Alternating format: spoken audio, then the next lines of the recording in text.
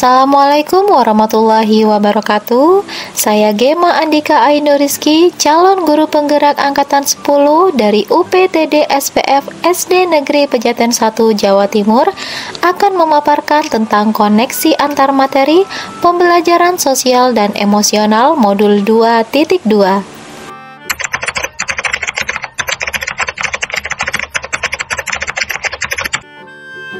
Sebagai seorang guru, sangat perlu mempelajari materi tentang pembelajaran sosial dan emosional agar dapat memahami, menghayati, dan mengelola emosi, menetapkan dan mencapai tujuan positif, merasakan dan menunjukkan empati kepada orang lain, membangun dan mempertahankan hubungan yang positif, dan membuat keputusan yang bertanggung jawab.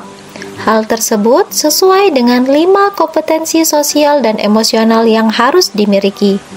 Sebagai seorang guru, kita juga perlu menjadi pemimpin pembelajaran yang harus menerapkan kelima kompetensi sosial dan emosional tersebut agar dapat mewujudkan pembelajaran yang nyaman dan menyenangkan bagi murid, serta menciptakan karakter murid yang berbudi pekerti luhur sehingga akan terjadi perubahan positif pada diri murid, baik secara pengetahuan, keterampilan, dan sikap.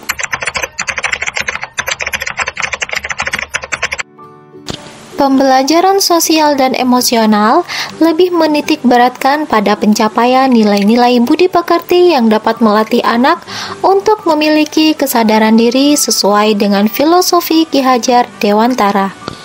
Pembelajaran sosial dan emosional merupakan pembelajaran yang dilakukan secara kolaboratif oleh seluruh komunitas sekolah.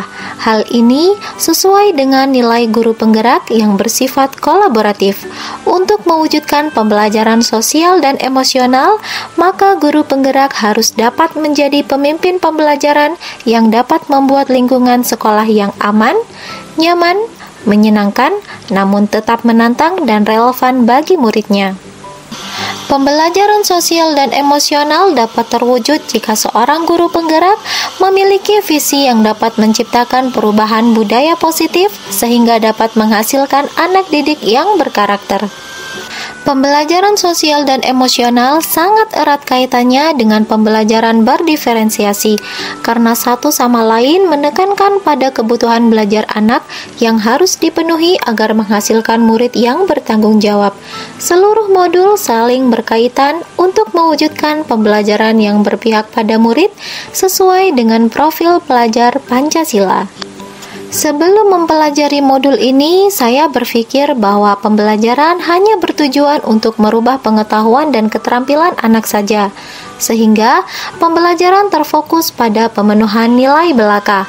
Setelah mempelajari modul ini, ternyata belajar dapat mengubah karakter secara psikologis sehingga anak akan memiliki kesadaran diri yang tinggi untuk dapat memahami perasaan diri dan orang lain, memiliki manajemen diri untuk dapat mengelola emosi, memiliki kesadaran sosial sehingga peduli dengan orang lain, memiliki kesadaran berelasi agar dapat berkomunikasi secara efektif dengan orang lain, dan dapat mengambil keputusan yang bertanggung jawab terhadap pilihan-pilihan yang ada.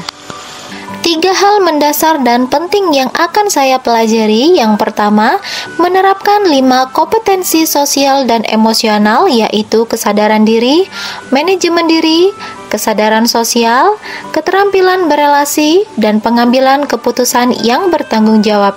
Yang kedua, menerapkan praktik kesadaran penuh mindfulness dengan menggunakan teknik stop, take a breath, observe, dan proses, atau teknik lain yang sesuai. Yang ketiga, menerapkan 4 indikator PSE yang berkaitan dengan kelas dan sekolah, seperti pengajaran eksplisit, integrasi dalam praktek mengajar guru, dan kurikulum akademik, penciptaan iklim kelas dan budaya sekolah, serta penguatan KSE pendidik dan tenaga kependidikan di sekolah. Adapun perubahan yang akan saya terapkan di kelas dan di sekolah, bagi murid saya akan memberikan pengajaran eksplisit dalam kegiatan kokurikuler dan ekstrakurikuler, melakukan integrasi dalam praktek mengajar guru dalam kurikulum akademik seperti melakukan pembukaan yang hangat, kegiatan inti yang melibatkan murid secara aktif dan penutupan optimistik, menciptakan iklim kelas dan budaya sekolah melalui praktek guru dan gaya interaksi dengan murid, serta mengubah peraturan dan harapan sekolah.